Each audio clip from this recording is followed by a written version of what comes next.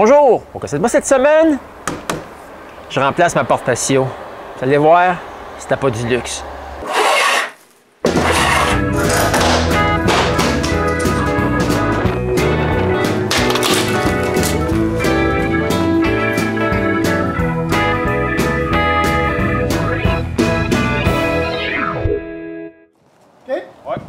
Ouais, je sais que vous allez me dire, mais c'est qui change sa porte patio au début novembre? Ben, on a été ben trop occupés avec l'abri et la remorque pour commencer les travaux. Ouais, je sais, c'est ridicule. En plus, là, il a fallu la commander, puis ça a pris 6 semaines pour la recevoir. Mais là, on est prêt. Puis Jean-Marc est là pour nous aider. On commence par déplacer tout ce qui est près de la porte.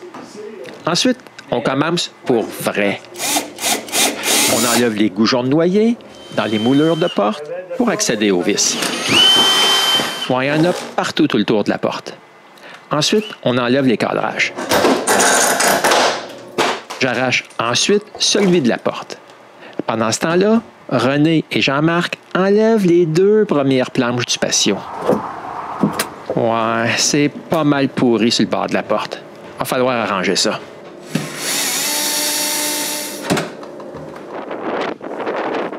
J'enlève les 2 portes et je commence à dévisser le contour de la vieille porte. Moi, mais la porte, elle bouge pas. On décide de couper et d'enlever le joint de scellant qui est à l'extérieur. On pousse, on tire et on finit par la faire décoller. Puis, on l'enlève. Puis, on enlève le joint de tire-mousse pour le récupérer plus tard. Je vous dis que c'est pas du luxe de changer cette porte-là. Le bas, il est presque tout pourri, puis les coins aussi.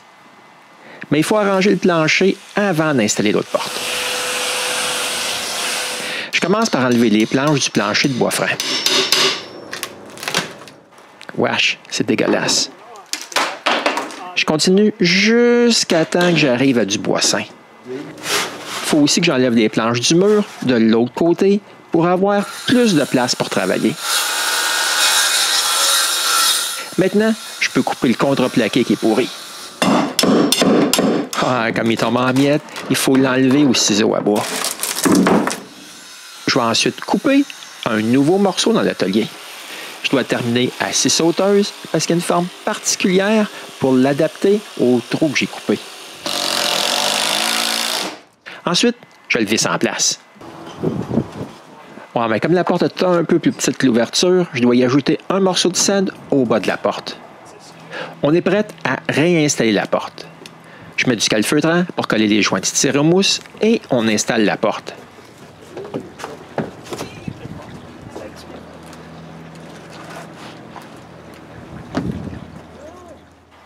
Ouais, mais il y a un problème. Il y a un gros jeu dans le haut de la porte, d'environ 4 cm. Je rajoute donc une autre planche de cèdre et on réinstalle la porte. Ouais, mais c'est pas assez. Je retourne à l'atelier et on passe du cèdre dans la raboteuse. On l'ajoute par-dessus les autres et on réinstalle la porte. C'est parfait. Je mets ensuite des chimes pour centrer la porte, je perce un trou et je visse les vis. Le cadrage est vissé seulement ces 2 côtés. On met ensuite les morceaux de plastique pour camoufler les vis. Moi, j'ai pris bien soin de mettre ça droit, mais malgré tout ça, la porte a l'air un peu croche. Je dois ajuster les roulements à billes à l'aide d'un tournevis en bas de la porte. Maintenant, il faut que j'arrange l'extérieur de la porte. J'utilise de la colle de construction pour coller une moulure de métal sur un morceau de cèdre. Je mets le tout bien en serre pour que ça tienne bien et je laisse ça sécher. Le lendemain matin, René commence à sabler les moulures de porte parce qu'il va falloir les teindre à nouveau à cause des petits bouchons de noyer. Quand elle arrive tout près des canards en intarsia, elle utilise un grattoir. Pour le devant de la moulure, elle utilise la sableuse linéaire qui fait la forme arrondie comme ça. Ça va super bien. Ensuite, comme la colle est sèche, je coupe mon morceau de bois recouvert de métal à bonne longueur et à bonne largeur. Ouais, il va me servir à boucher ce trou-là, juste en dessous de la porte. Comme vous pouvez voir, il tombe une belle petite neige aujourd'hui. Sauf qu'elle fond tout de suite et que tout est mouillé. En plus, je dois travailler à genoux sur le patio. Je commence par mettre du calfeutrant tout autour, mais dans le trou. Ensuite, j'insère mon morceau de bois. Puis, je mets du calfeutrant pour boucher les craques. Je nettoie ça un peu pour que ça ait l'air un peu plus propre et je fais la même chose tout le tour de la porte. Bon, quand j'ai fini, je retourne travailler à l'intérieur. Je commence par couper les chimes qui dépassent. Ensuite, j'ajoute de l'isolation tout autour de la porte. Maintenant, je dois travailler sur le plancher. Je commence par enlever les clous des anciennes planches. Puis, je colle les morceaux qui sont légèrement cassés. Pendant ce temps-là, René commence à teindre les côtés des moulures de porte. Ouais, on va finir l'aventure plus tard. Il y a des morceaux de plancher qui sont vraiment bien trop endommagés pour faire quoi que ce soit avec. Je vais donc les remplacer. Je charpe les morceaux qui sont un peu sales. Et je commence à réinstaller le plancher. Ouais, c'est un peu plus long que j'aurais pensé. Parce que les morceaux, les autres, ils ne fitent pas tous ensemble maintenant. Et surtout, je ne veux pas endommager ma nouvelle porte. Le bout près de la porte, il est assez difficile à faire parce que j'ai pas beaucoup d'espace pour travailler.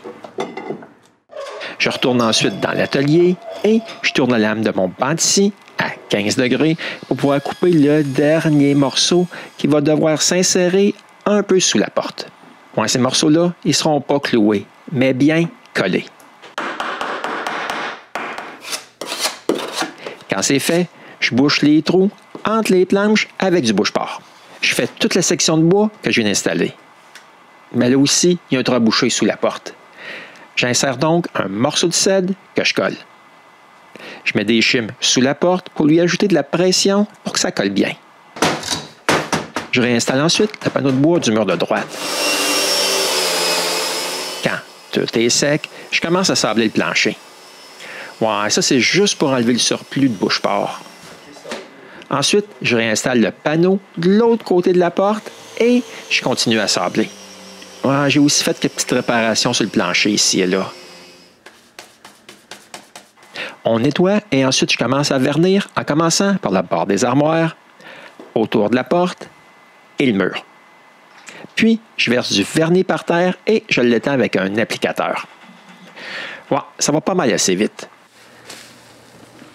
Je laisse ça sécher pendant 6 heures et je continue la job. Je commence par faire un léger semblage avant de donner une autre couche. Je nettoie et je répète les mêmes opérations. Le lendemain après-midi, je réinstalle les moulures de porte.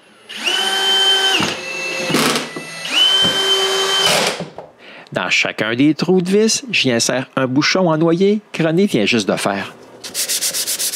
Et je les sabre un petit peu pour qu'ils arrivent égal à la moulure. Et René va appliquer la teinture sur leur devanture.